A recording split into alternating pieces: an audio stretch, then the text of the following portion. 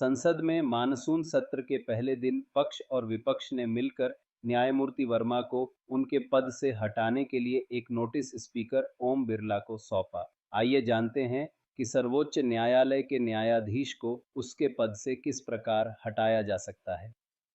सर्वोच्च न्यायालय के न्यायाधीश को साबित कदाचार या अक्षमता के आधार पर उसके पद से हटाया जा सकता है।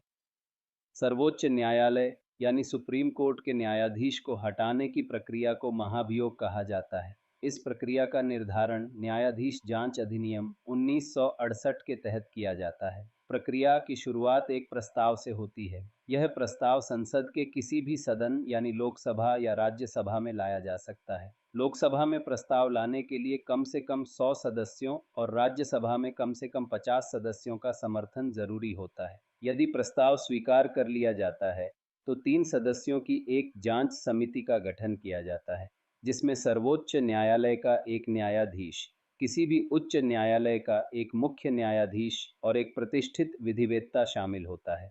इस समिति का काम न्यायाधीश पर लगाए गए आरोपों की जांच करना है।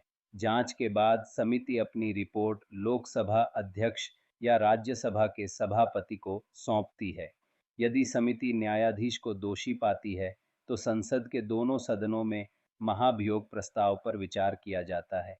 यदि प्रस्ताव को दोनों सदनों में विशेष बहुमत यानी कुल सदस्यता का बहुमत और उपस्थित और मतदान करने वाले सदस्यों में से कम 2/3 सदस्यों के बहुमत से पारित हो जाता है तो राष्ट्रपति न्यायाधीश को हटाने का आदेश जारी करते हैं।